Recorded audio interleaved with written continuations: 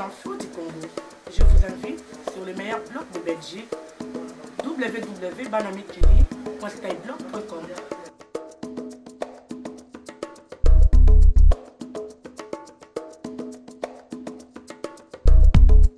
Le peuple d'abord. Voilà, M. Kabouya, Tomonio Awa, Yebisa Biso, Tomonio Awa, manifestation Nini Lisusu. Donc, Awa, tout ça, parce que tout ça, il y a un message, il fallait tout ça là. Manifestation, il y a que non. Oye, Bomakana, Mbokana Biso, et ça va GSM. Donc, il y a un acte symbolique, il y a un GSM, il y a raté, il y a Kala. Il y a un tout ça, donc, les Congolais vont répondre vraiment présent. Parce que ça qui acte moro ya ko dénoncer que non tous les victimes ya ba minéré na biso donc ya ngona toya wa lelo mais au-dessus de cela boyeba que malgré bambuyo eleka ki na décembre ba manifestation ezongi ya ngona toza na date très importante à retenir date mibale le 11 marche pour na ba femme na le 16. Le 16 est vraiment important dans le sens nini parce qu'il faudrait vraiment tous en synchronisation na bande na biso na Kinshasa bao ba ko marcher na initiative il y a l'église catholique donc il y a cardinal Mosengo donc c'est très important batubaya ebélé le 16 donc ceux qui nous a même là-bas Londres beaucoup qui koya à Paris beaucoup qui koya boya parce que les pour la première fois marche na semaine jour moro toko kende na Union européenne pour ça mémo na biso au batika ko soutenir Hippolyte Kanambe na Congo. Mais M. Kabouya, vous allez quand même responsable des médias. Mais quand même, est-ce que vous êtes optimiste pour les 16 malgré que tout le monde a un char de combat, un moto brûlé, est-ce que le 16, vous allez au-dessus de tout ça, vous allez une victoire? Tous allons au-dessus, tous allons au-dessus des questions exactes. Ceux qui sont en Bitumba de longue haleine. Awa tozaka peuple azaka na maboko contre Batumoro baza armé na bachar de combat na Nyosoana. Ça veut dire que nous les aurons même si baza empire moro. Je vais vous dire quelque chose. Gandhi azaki ye moro na makolonae contre empire britannique. Mais à Longwa il y a eu la même chose avec les Malcolm X, donc pour une liberté, quand le peuple est déterminé, on arrive toujours à arracher sa liberté. Alors c'est même plus question de liberté, alors c'est question de tromperie. On est avec un président à la tête du pays qui, on ne connaît même pas sa nationalité. Lui-même, il est là, il nous a présenté plusieurs nationalités, plusieurs biographies. On ne sait même pas d'où est-ce qu'il est. Ce monsieur-là est là par tricherie et il se maintient par arrogance. Il est en train, par défiance, il est en train de défier le peuple congolais. Et ce que je veux vous dire, c'est que, qu'il le veuille ou non, ce peuple l'a déjà vomi et ce peuple va l'enlever. De gré ou de force, on va l'enlever. Mais ici, et ça prendra le temps que ça devra prendre, mais on l'enlèvera. Et ça là, le 16, et ça là, jour Moussoussou, le peuple est déterminé. Et vous verrez, il y aura un élément déclencheur qui permettra qu'on puisse enlever ça. Mais ici, on est encore à la terre flamande, oui. Mais les peuples demandent quand est-ce que M. Kabouya va nous amener à la terre wallonne. Parce qu'il y a Charleroi qui attend, il y a Jean Blou, il y a les autres villes wallonnes, mais il n'y a pas de manifestation. Mais ça ne dépend pas de moi. On dit toujours que les combattants, ce n'est pas Jeannot Kabouya, ou ce n'est pas Rex Kazadi, ou ce n'est pas le vieux Ngando, le crocodile à partir de Londres, ou bien le vieux Albert Mukendi. Non, le combattant c'est tout le monde, toute personne qui a pris conscience que voilà son pays est en danger et qui veut rejoindre le combat que nous menons. Ce n'est pas un combat armé que nous menons ici en Europe, c'est un combat pacifique de dénonciation. Et c'est en ce sens-là que nous devons dénoncer les gens même qui soutiennent les parrains de Kabila sont ici. C'est les Louis Michel, c'est les Didier Randers, c'est les Joël Milquet, Bassa Ebele, Naba Paris, Sarkozy. Hein? Tous ces gens-là, nous devons les dénoncer et nous n'avons même pas besoin de les dénoncer. Eux-mêmes se dénoncent. Eux-mêmes, vous voyez avec quel acharnement ils soutiennent celui-là qui nous tue. Ces gens-là, ils vous disent que ce sont des démocrates qui se battent pour les libertés, pour la paix. Mais quand vous voyez la façon dont ils soutiennent quelqu'un qui tue le peuple congolais, ils ne dénoncent pas ces crimes. Donc vous voyez quelque part, ces gens-là, ils sont confus. Donc ces gens-là, on va dire plus que confus, ces gens-là, on les a démystifiés. Donc c'est ça. Ok, alors on va suivre la manifestation avec vous. Merci. Merci.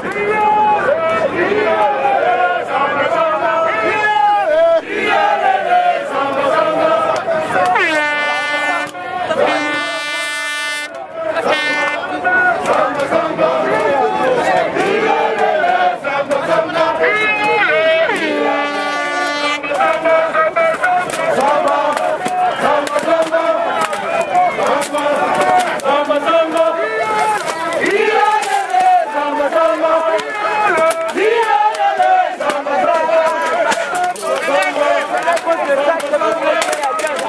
Voilà. Comme vous êtes en train de voir, les Congolais s'acharnent sur le GSM. Ils cassent tout, ils brûlent tout, parce que les Congolais en ont marre de pouvoir se faire exploiter. On pille notre pays, on se détruit notre pays. Les Congolais en ont marre. Regardez quel énervement, avec quelle énergie, les Congolais cassent tout. Les Congolais ne veulent rien savoir. Les Congolais, c'est la nègre baby ici, GSM, CD, les Congolais s'énervent.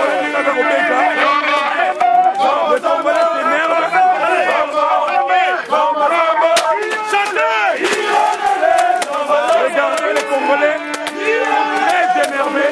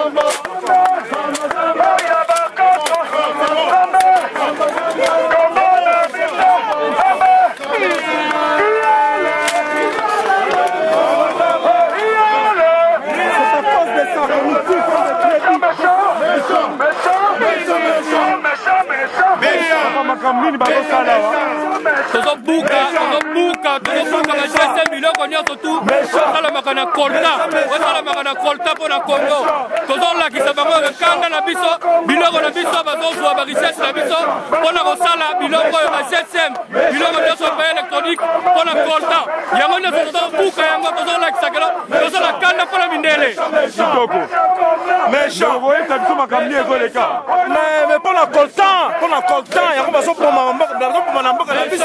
donc tout ça d'accord, donc tout ça méchant les lois, on demande tout même pareil. Pour la biloko, donc il y a un qu'on manifester mécontentement la biso. Voilà ce que j'ai à dire.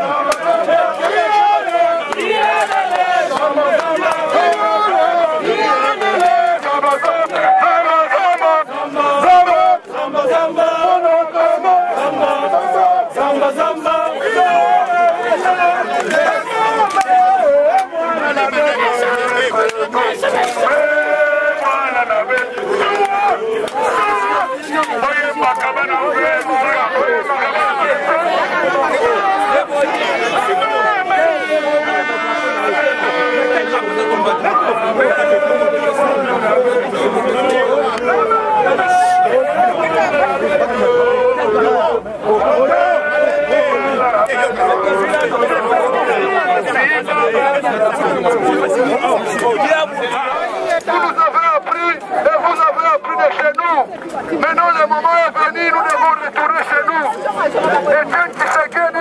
L'État qui ne sera pas président du Congo, nous allons organiser une manifestation tous les semaines, ici en Belgique comme en Europe.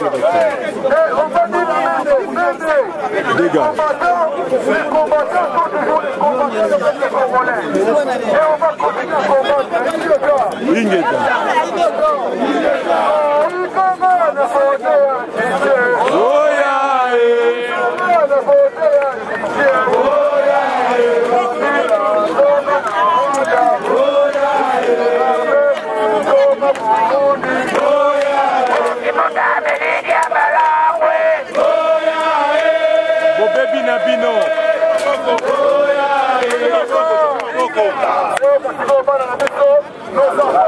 Nos enfants vont parler, nos enfants vont exprimer les douleurs de leurs parents à notre place. Ingeta. Nous tous, on est ici, tous les Congolais de la diaspora belge. On est venus pour se faire entendre. On a un message. Si la presse occidentale est habituée à dénombrer les morts en Afrique, aucune statistique ne peut mesurer le nombre de morts, la souffrance des Congolais.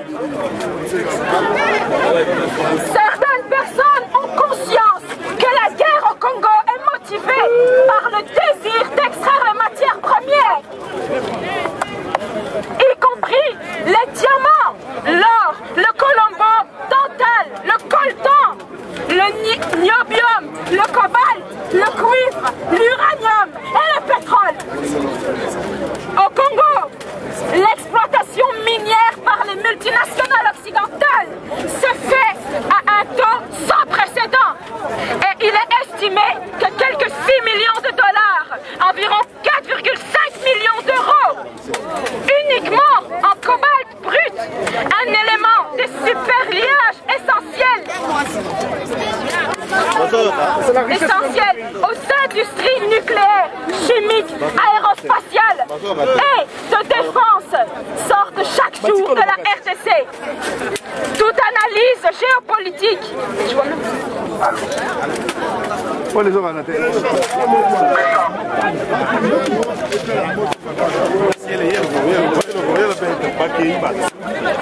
Oh méchant, méchant, Méchant. méchant, méchant, méchant, méchant, méchant, oh méchant, méchant, méchant, oh méchant, méchant, méchant, méchant, iolé, Iolé, samba, samba. oh iolé, oh samba, samba, samba, samba, samba, samba, samba, oh bona Congo, samba, iolé.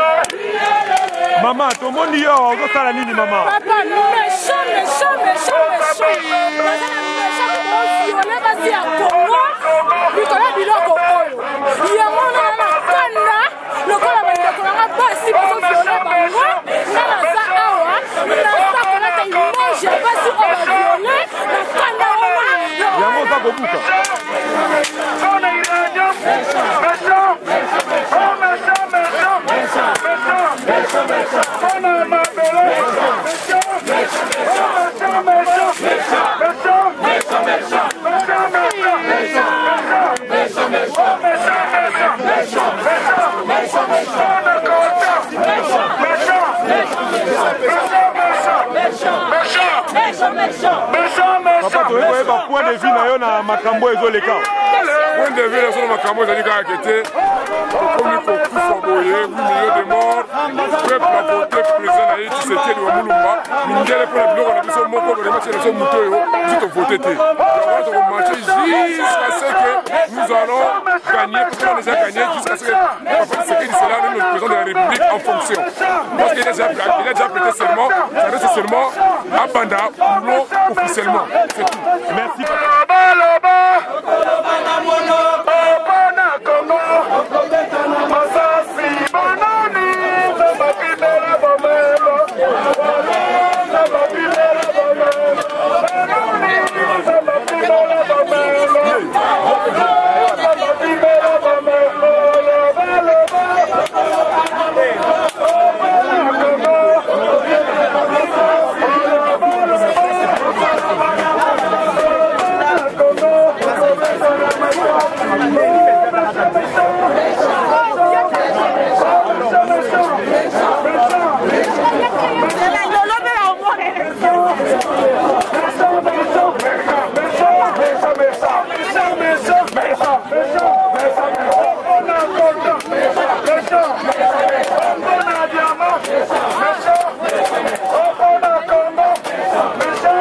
Mama tomoni awa toyi koyeba makanisi eza nini na initiative oyo nani toyi kotumba ba GSM mpona kolakisaka biloko nyonso euti na mboka na biso baformaka nango babombe baformaka ba GSM baformaka bacomputer baformaka ba CD yango nde toyi koboma yango po bomona ke toza na colère eboko kanda nini oza nango na ndenge bayibi biso baélection kanda eza makasi batriche mingi toaccepte yango te toaccepte te tokoko accepte pe te toza na méchant.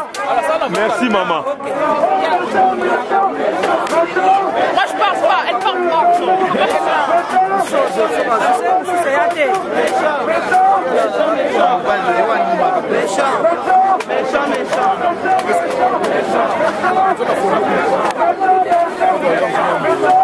Combattant, tokutana na lisusu na kati ya Bobo Mesano na ba manifestation na biso tolingi toyeba nanu likanisi na yo ezali nini na makambo eza koleka awa bazali ko brûler pe ko casser oyo nyonso te ezali GSM kono ma bilongo boyebi kaka eza likambo ya mboka likama mabele batekaka yango te mabele kaka foto récupérer yango tokokabla bango peuple bakozala bango peuple mais mabele tokopesa bango te yango nde tozala bango ti sukasuka tokokende na bango kaka ti bakotika mboka na biso po ezali mboka na bango te ya mboka na biso bango nde baye mpo batia occupation moko boye mpo badétruire baélimine biso tosila tous les congolais basila biso tolingi yango te mpo toyebi ke presque barwandais moto bazodirige lo mboka na biso mais biso tanke bacongolais badiaspora bacongolais tobima toza détermine ke mboka wana torécupere yango tokozwa yango malemi tokomi siko na étape mosusu mpo tozobisa bango balonga bazolonga okende te tokomi siko na étape mosusu babenga yango étape b oyo bakomona siko mpeza ke congolais aza détermine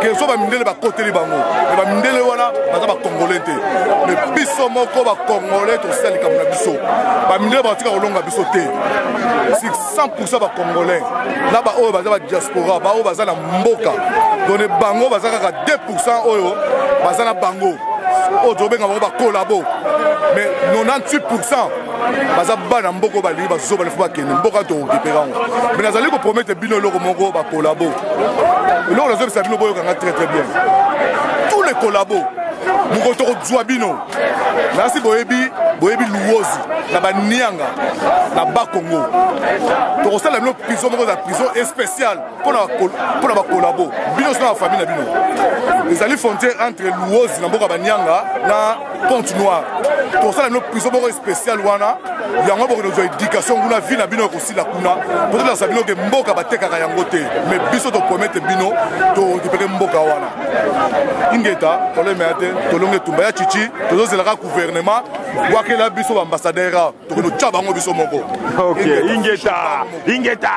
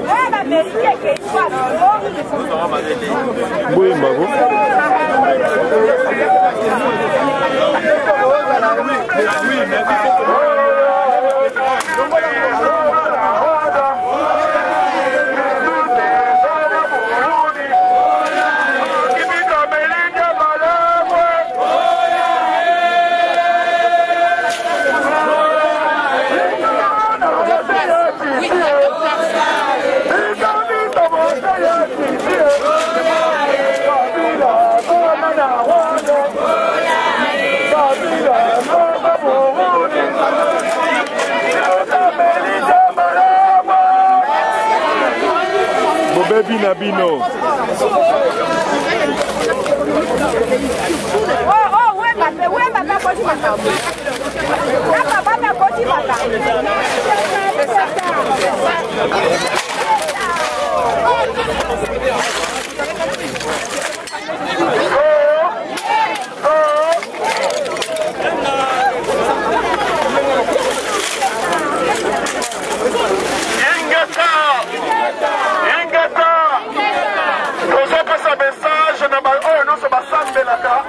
soki l'église na bino pasteur na bino otaka makambo ya komate bima na église wana soki pasteur na yo aza kolabora ifo obima na église wana mosusu makambo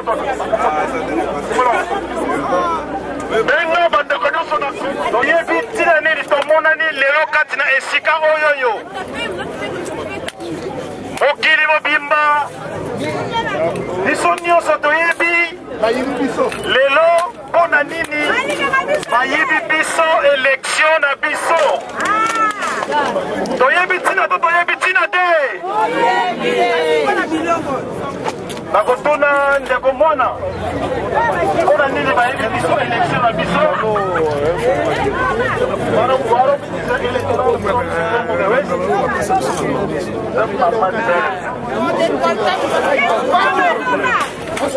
Ragnar Brandi, hoe komt dat in Congo dat de electorale fraude geweest is? Omdat ze willen dat Kabila wint. En de tweede reden over om alle geld te pikken in Congo. Na kanisi boyoki pe mwana alobi ke balinga ke batia kombo wana tangi mukonzi na ndenge alingi ke bayiba biso bambongo na biso donc elingi koloba bayibi biso parce que bayebi toza na pays oyo eza na mbongo na mokili mobimba mutu akokompare biso aza te Ingeta boyeki yango ata bandeko oyo etambolaka na likolo akanisi tokotanga bakongo te bozo comprendre ndeko Ligue des jeunes tomoni yo awa na kati ya manifestation tokoki koyeba makanisino ezali nini? Bon, déjà, Nazali na sentiment moko, je dirais, il y a victoire. Et deuxièmement, Nazali est puisque tout continue toujours à mobiliser. La monique, en tout cas, combat au Burkina Motina Souka, de tenir toujours bon, de continuer. Et puis, il y a ma caisse, c'est Félicina, l'initiative autour de Retumba GSM. Pour GSM Moko, et ça peut-être 10 morts ou plus, il y a des Congolais. On a le temps autour de et le ça la passe richesse à Congo Nezali, malheur il y a peuple congolais. Mais Ingeta, Nzambazana Bisso, tout ça déjà dans les bons et la victoire est certaine. Bon, oui, ma cantine Zanini, awa bande konayo, ba jeune, il y a ligue de jeunes à Kinshasa. Mopaya, azali ko boma bango tout le temps. Et dans la limité, et dans la ailleurs. Yo lobinini, qu'est-ce que les jeunes peuvent faire pour na makambwane ici là? Et pour la makambwane ici là, pour Nangaï, déjà il faut mobilisation ya makasi. Ils ça la passe, ne va son bande konabiso. C'est vrai, révolution nyonso et un rabin de santé. Mais il y a bien toriko sala. Tout se mobiliser, tout bima la Kinshasa, bino atwa la Kinshasa en masse. Et son bobini 1 million de jeunes Congolais à Boumabino sauté et il partira. Force de M. Zali Tobima Ebele Mukolo Moko Tobima Randam Ndamute. Ma qualité d'année pour le 16 février. Pour le 16 février, on a vu ça l'année c'est très serein que le 16 février, on a vu que on est allé dernière carte. Congolais Robima partout dans Congo et c'est l'église catholique qui organise en tout cas c'est le Moko et qui nous soutient à Mitema. Il y a on habite aux Alanzambe, ce n'est pas pour rien. On va prêter au sala, Nzambe Mutakoti Katina Bango, Nzambe Mutu Alamusi Bango. Pour Congo et ça pour le simple peuple congolais. On va prêter bana influence ma casse na mboka na biso. Alors, ndenge va soutenir biso les gens de Senghor, tous reconnaissant na bango jusqu'à la fin. Mais les 16 biso tout aux la debout à Kinshasa et moi je demande parallèlement à la poto le même jour tout le monde tout ça quelque chose. Ah, Nassir en tant que jeune, vous allez très content la ndenge ba manifestation zongi na Bruxelles.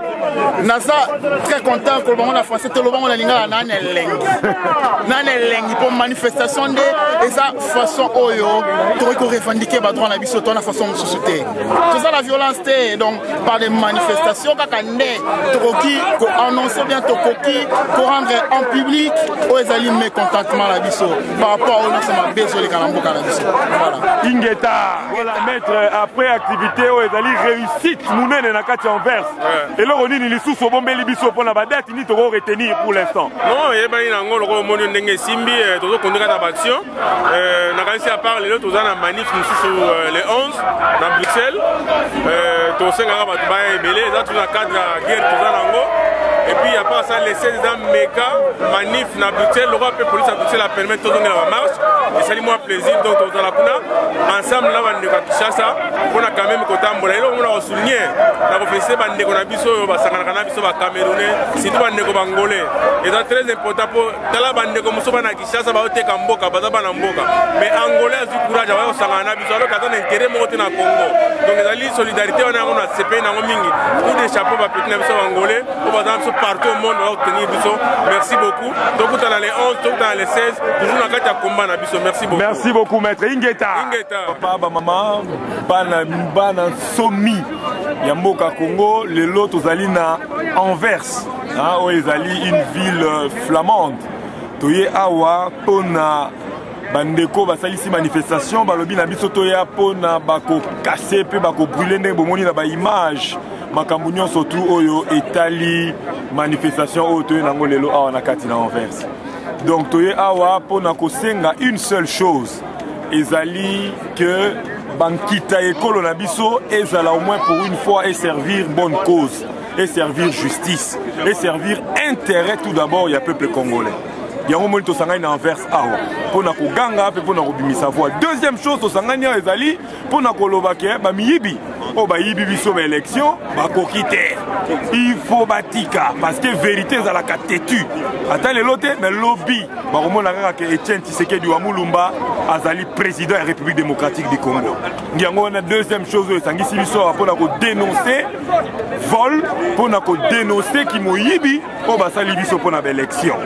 Troisième chose oyo nalingi naloba ezali mpona biso bandeko ya diaspora ndenge tovandi awa tozali na droit ya kolemba te. Nous n'avons pas le droit et nous n'avons pas le choix. Pour ceux qui tolembi tokomi ba coupable ba criminel au même titre que Muto azokama mboka lelo. Muto yowana akami mboka pendant plus de 11 ans Hippolyte Kanambe. Ceux qui tolembi toza le rôle là. Tokomi ba criminel, tokomi ko participer na ba viol na ba massacre. Donc tozaka na droit, toza na obligation ya ko combattre pe ya ko munda tina suka.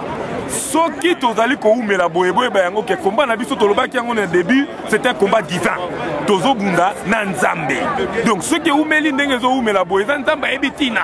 Balobi dans toute chose il faut qu'on rendre la gloire éternelle. Donc nzamba ebi pour la nini zo umela. Tant que vous zo umela pamba te to perdaki sens wana ya amour de la patrie. Yango nzamba lingi e umela po to yeba lisusu ko linga mabele ya bakoko na biso. Donc tozo la droit kolobate que Dieu nous a abandonnés. Dieu n'abandonne jamais ses enfants. Nous sommes les enfants de Dieu parce que notre combat est un combat juste. Nous nous battons pas seulement pour nous, mais nous nous battons aussi pour nos enfants. Donc Tobunda, Tolembate, quelle que soit la durée de notre combat, nous devons toujours être déterminés et surtout présents. Ma manifestation zoya les 11, les 16 et autres, tozala toujours wana. Makambo ezo le kana Congo, to aider ceux qui to koki, o aider bandeko na mboka. Na ba prière tobosana Etienne Tshisekedi ou Mulumba te. Biso banso tozala très unis pour na koluka changement na kati na ekolo na biso. Ingeta. C'est maintenant vraiment important. Il y a un ennemi ébélé. Donc, ça plutôt bas si va tout. Vous avez un ennemi ébélé.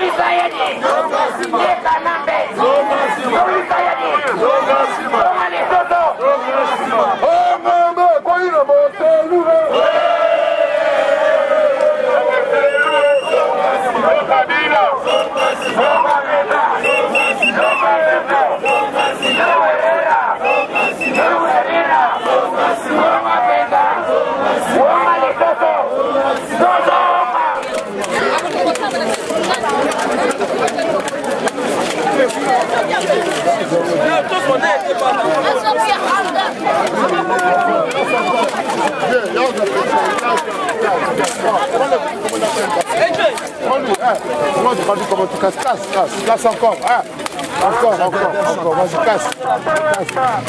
Oh bah, dois petit,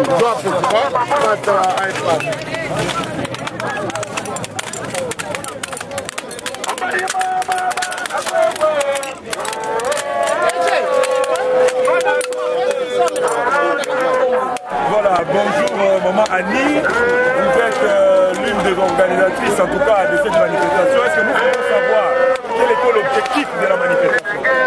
L'objectif principal, c'était d'informer les gens. Parce qu'on s'est rendu compte, beaucoup de gens utilisent des GSM ordinateurs, mais on ne connaît pas l'origine. Donc c'est vraiment une journée pour informer, pour que chaque personne dans le monde sache, quand j'ai mon GSM ordinateur, qu'il y a une pièce qui s'appelle les coltons, qui vient du Congo. C'est vraiment une journée d'information. Et vous croyez que le message est passé? Oui, le message est passé. Pourquoi? Parce qu'on avait envoyé un message sur Facebook, on a parlé avec les gens déjà. Donc pour le moment, il y a un débat qui s'est créé. Les gens maintenant se demandent c'est quoi les coltons, c'est quoi les GSM. Même ici à Anvers, on a donné les flyers aux Européens pour leur dire voilà, quand vous utilisez vos GSM, vos ordinateurs, vous devez savoir d'où ça vient et quel produit utiliser.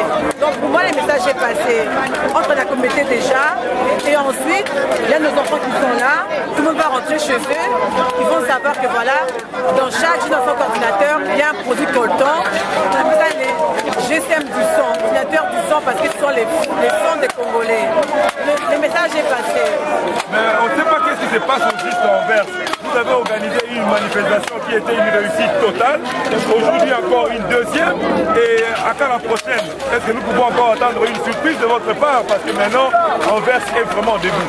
Non, mais c'est qu'il y a, toutes les actions sont bonnes. Nous, ce qu'on s'est dit entre nous, les problèmes du Congo, ce sont aussi les multinationales.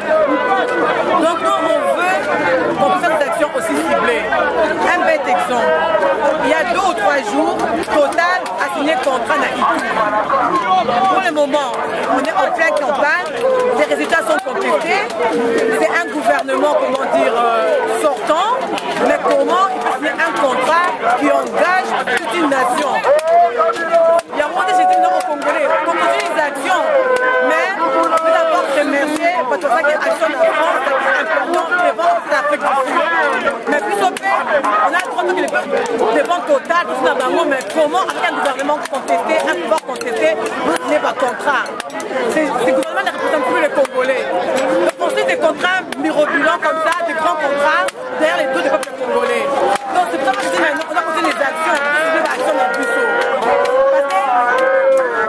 Quand il y aura cette multinationale, on sera toujours comme ça, colonisé jusqu'à présent. C'est ça l'action aujourd'hui. Comme on le fait pour le GSM, c'est pour montrer que moi j'utilise mon GSM, mon ordinateur, mais on a les droits en tant que consommateur, on a le pouvoir, on a exigé que les produits soient sains et propres. C'est ça, devant la bureau. On a demandé à ceux qui pratiquent le GSM qu'ils puissent avoir une traçabilité. Parce que tous les patrons à côté, c'est ça qui finance les milices. En tant que citoyen, ils ont le droit à exiger des produits propres. En tout cas, ndenge bandeko ozolanda bana mikili omoni bien ndenge elenge mwasi jeune fille alors qu'on se battre pour l'organisation de la manifestation. J'espère que d'autres jeunes filles, d'autres jeunes garçons vont exemple, vont téléma.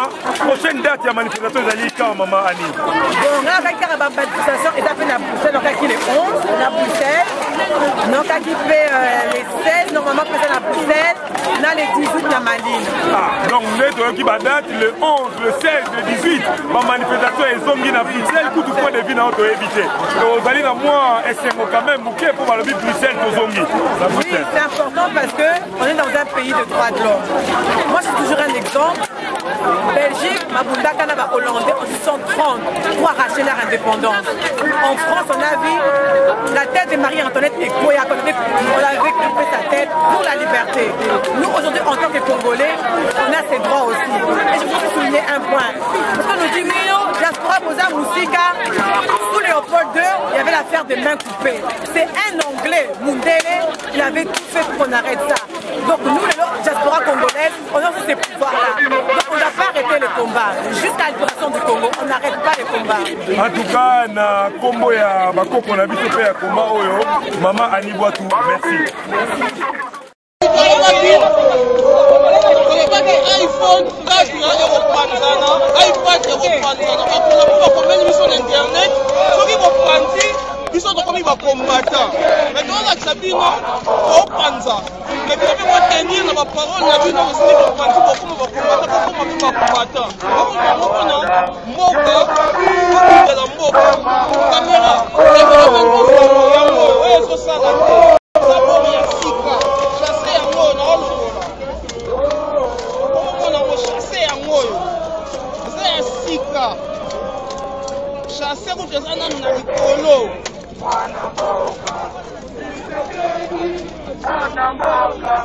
donc omoni chasse yango ota chasse ezoloko ya sika omoni chasse oyo ezosala te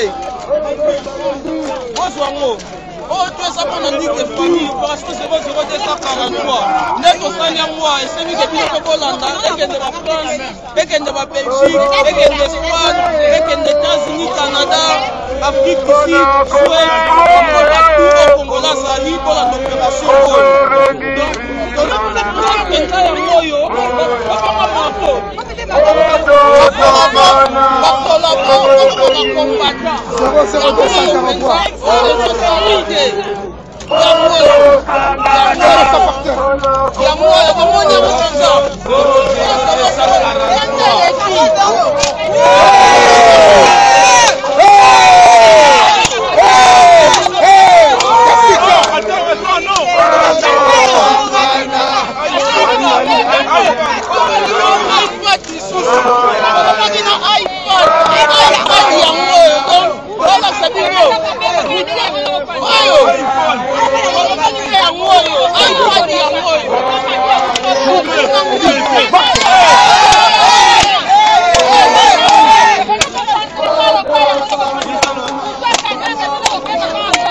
Kanamba okufa. Kanamba okufa.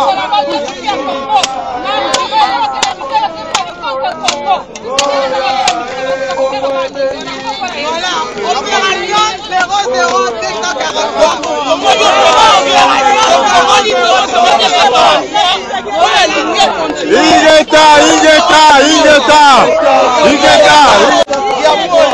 00